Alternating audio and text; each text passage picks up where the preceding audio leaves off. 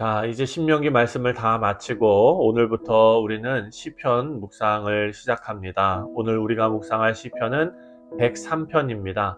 이 시는 시편 중에서도 가장 아름다운 시로 손에 꼽히는 시입니다. 하나님의 은혜에 대해서, 하나님의 인애에 대해서 찬송하는 시입니다. 이런 찬양시, 감사시를 묵상할 때 우리는 시편을 쓴 저자의 신앙의 태도에 대해서 먼저 배울 수 있습니다. 1절과 2절을 보면 내 영혼아 여호와를 송축하라. 내 속에 있는 것들아 다 그의 거룩한 이름을 송축하라. 내 영혼아 여호와를 송축하며 그의 모든 은택을 잊지 말지어다. 아멘. 이 시는 다윗이 쓴 시입니다. 다윗은 자신의 영혼을 향해서, 다시 말해서 자기 자신의 내면을 향해서 3번이나 하나님을 송축하라 라고 스스로에게 명령합니다. 자기 자신에게 하나님을 찬양하라 라고 명령하는 이 신앙의 태도는 우리가 참으로 본받을 만한 그런 신앙의 자세입니다. 이것은 다윗이 하나님을 생각할 때마다 벅차오르는 감동이 있고 기쁨이 있었다라는 의미이기 때문입니다. 다윗이 왜 이런 감격의 마음으로 하나님을 찬양하고 있는지 우리가 알 수는 없습니다. 그 내용이 기록되어져 있지는 않기 때문입니다. 하지만 다윗이 하나님을 찬양하는 이런 적극적인 태도는 우리에게 큰 도전이 됩니다. 하나님을 찬양하는 것은 반드시 찬송, 노래만으로 하는 것은 아닙니다. 하지만 많은 경우 우리는 믿음의 공동체가 하나님께 찬송을 올려드리는 그 시간에 큰 감동을 받습니다. 이 감격과 감동을 우리는 잘 해석해야 됩니다. 여러분, 우리 교회에도 시온 찬양대가 하나님께 은혜 충만한 찬송을 매주 올려드립니다. 너무나 귀한 일입니다. 예배 중 찬양대의 찬양 시간이 있습니다. 찬양대가 수고해서 열심히 연습한 이 찬양을 우리가 귀로 듣고 즐기는 시간이 아닙니다. 찬양대가 아름다운 노래를 뽐내는 시간도 아닙니다. 그 시간은 우리 모든 성도들의 마음을 찬양대의 은혜로운 찬양에 함께 모아서 그 찬양을 우리 귀로 들으며 우리 마음으로 하나님 앞에 찬송을 올려드리는, 온 성도들의 마음을 올려드리는 그런 시간입니다. 그래서 시온 찬양대를 중심으로 우리 모두가 하나님 앞에 마땅히 드려야 할 찬송과 영광을 올려드리는 아주 복되고 귀한 시간입니다. 그래서 우리는 찬양대의 찬양이 아무리 아름답고 멋있어도 스스로에게 박수를 치진 않습니다. 영광을 받으실 분은 오직 하나님 한 분이시기 때문입니다. 다만 우리 모두는 오늘 다윗이 스스로에게 하나님에 대한 찬양을 명령한 것처럼 우리도 우리 스스로에게 하나님을 송축하는 삶을 살도록 늘 다짐하고 우리의 마음을 새롭게 해야 될 것입니다. 여러분, 그런데 생각해 보면 어느 순간인가 우리 입에서 찬송이 끊어질 때가 있습니다. 그런데 그런 시간을 생각해 보면 항상 하나님의 은혜를 잊었을 때였습니다. 다윗은 스스로에게 하나님의 은택을 잊지 말라라고 자기 자신에게 명령합니다. 우리의 입술에 찬송이 끊어지지 않도록 하는 가장 첫 번째 행동은 바로 우리가 하나님의 은혜를 입은 성도라는 사실을 늘 자각하고 기억하며 살아가는 것입니다.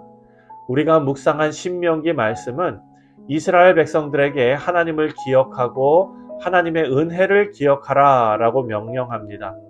그 말씀을 기억하기 위해서 미간에 붙이고 손목에 메고 자녀들에게 가르치라 라고 명령했습니다. 우리 사랑하는 성도님들, 우리 모두가 하나님의 은혜를 잊지 말고 하나님의 충만한 은혜를 통한 풍성한 찬양이 우리의 삶에 가득하시기를 주님의 이름으로 축원드립니다. 이어서 하나님의 은혜를 잊지 않는 방법은 하나님께서 우리에게 행하신 일들을 되돌아보는 것이 그 방법 중에 하나일 것입니다. 그래서 다윗은 자신의 인생을 돌아봅니다. 3절부터 5절입니다.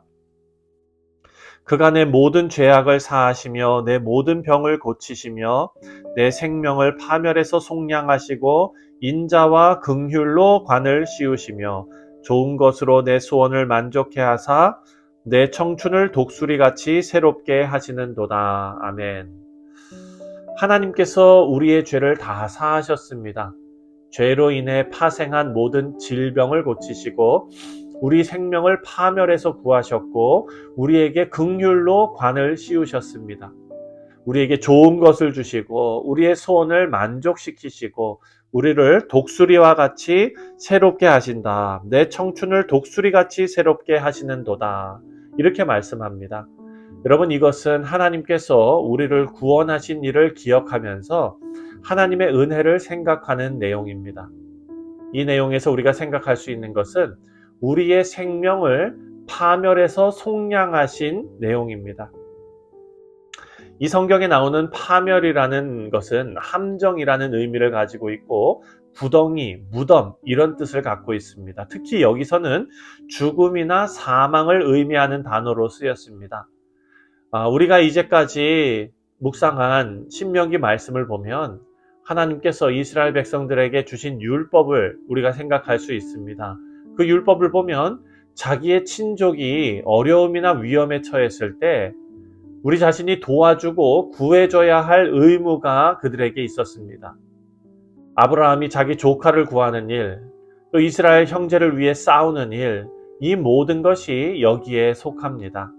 그 중에서도 친족이 경제적인 어려움을 당해서 노예로 팔려갈 상황이 발생했을 때 그 친족을 위해서 일정 기간 안에 땅을 매입하거나 혹은 몸값을 치르고 그 친족을 자유하게 해야 할 의무가 그들에게 있었습니다. 오늘 본문에 나오는 구속하다, 속량하다가 바로 여기에 쓰이는 단어입니다. 예수님께서 우리의 생명을 위해 우리의 죄를 속량하셨을 때 예수님께서는 처절한 대가를 치르셨다라는 것을 우리가 알아야 합니다. 우리를 자유하게 하기 위해서 값을 치르시고 우리를 속량하셨습니다. 우리에게 좋은 것으로 만족을 주신 그 은혜의 뒤쪽에는 예수님의 희생과 사랑이 있었다라는 것을 우리는 꼭 기억해야 됩니다. 사실 우리는 이런 구속의 사건을 우리 스스로 알 수 있는 방법이 없었습니다. 우리는 하나님의 존재조차도 스스로 알 수 없는 그런 인간들이기 때문입니다. 하지만 우리는 모두 구원을 받고 하나님을 알고 하나님과 친밀한 관계를 맺는 성도들이 되었습니다. 그것이 가능했던 이유는 하나님께서 스스로 우리에게 하나님을 계시하셨기 때문입니다. 그래서 하나님께서 찬송을 받으셔야 할 또 하나의 이유는 하나님께서 스스로 구체적으로 우리에게 스스로를 계시하셨기 때문입니다. 7절에 이런 말씀이 나옵니다. 7절에 그의 행위를 모세에게 그의 행사를 이스라엘 자손에게 알리셨도다. 아멘. 하나님께서는 자연을 통해서 우주를 통해서 하나님의 존재를 감추지 않으시고 드러내셨지만 그보다 더 구체적으로 하나님의 행위를, 다시 말해 하나님의 하나님 되심과 우리 삶 속에 구체적으로 역사하시는 하나님을 스스로 계시하셨습니다. 우리 사랑하는 성도님들, 하나님을 우리에게 구체적으로 계시하신 것, 그리고 하나님의 뜻을 살아갈 수 있도록 알게 하시고 깨닫게 하신 것은 우리가 하나님을 찬송해야 할 아주 중요한 이유 중에 하나입니다. 바라고 기도하기는 오늘도 우리의 삶에 역사하셔서 스스로를 계시하시는 하나님의 마음을 우리가 우리의 마음을 다해 찬양하시는 우리 모두가 되시기를 주님의 이름으로 축원드립니다. 기도하겠습니다.